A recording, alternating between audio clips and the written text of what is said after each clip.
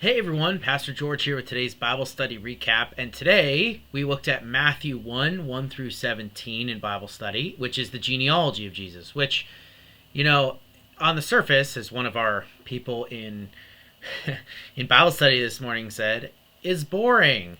Um, and I think if we do not know the context, it can be pretty boring and pretty uninteresting. But it actually is really important because of what Matthew does with it to communicate important things about Jesus and the gospel.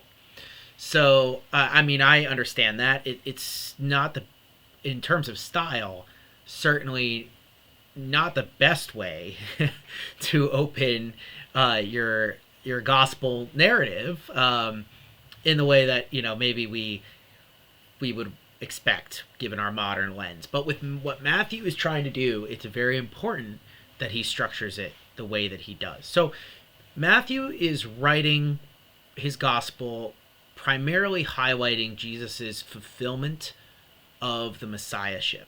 So Matthew quotes the Old Testament a lot. For example, especially prophecies that Jesus is fulfilling. He's constantly doing this throughout the narrative. So he makes a big deal out of wanting the reader to understand that Jesus is the Jewish Messiah who's come in the line of David, which is why he starts with his genealogy, right? That's the big topic, a big idea that he's getting at. But is that the only idea? Well, no, right? Because he's not just showing father to son relations, he's choosing very specifically what to highlight even in the genealogy.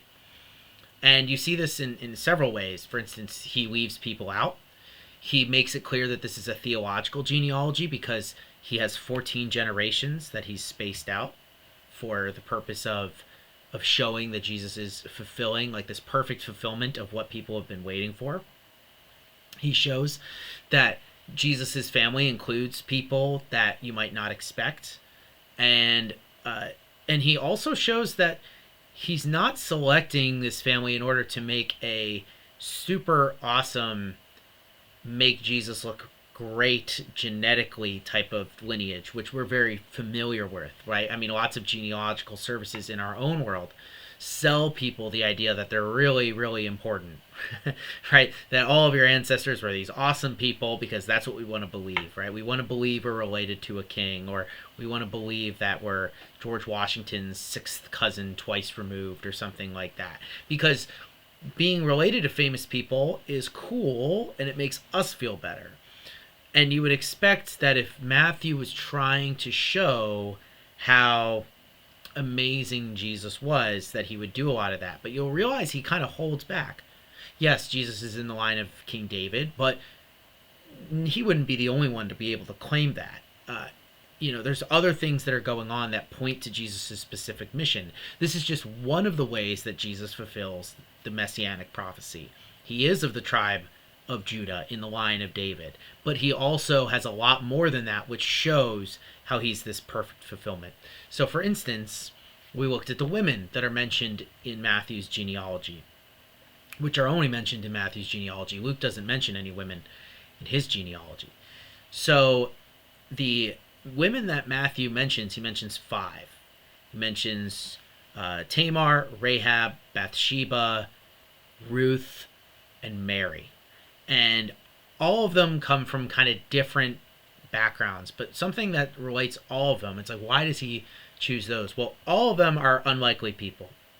2 at least were Gentiles. That would be Ruth and Rahab. Ruth is from the Moabites, who are particularly under a curse. They're constantly fighting with the Israelites in the Old Testament. But even she's grafted in to this family that Jesus is a part of. You have people who kind of do sordid things or participate in sordid events, like Rahab or Tamar or Bathsheba. But the whole point here is that they're all on the outside. They're all people you would not expect to be important.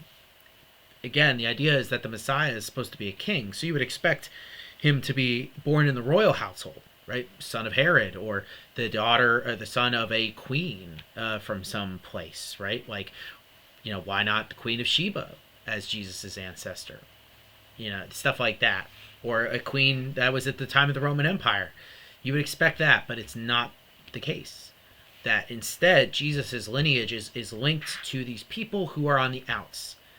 And so Matthew is showing that, one, this is all leading up to Jesus. All the stories of the Old Testament, right? All the important things that we as Jews thought about have found their fulfillment in Jesus. So that's important thing number one. Important thing number two is that it's not ended there. And just like in the past, when God would bring in unexpected people into the people of Israel, Jesus is going to fulfill that. But he's going to fulfill that in an even greater way than before, through dying on the cross and opening the kingdom of heaven to everyone who believes.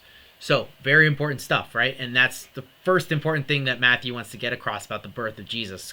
We're going to go through the narrative of Matthew during these next few weeks and talk about that leading up to Christmas. So, I'm excited to do that with you all. I will see you all tomorrow for a new thing, and then on church Sunday for worship. So, I hope you have a wonderful rest of your Wednesday. Peace out.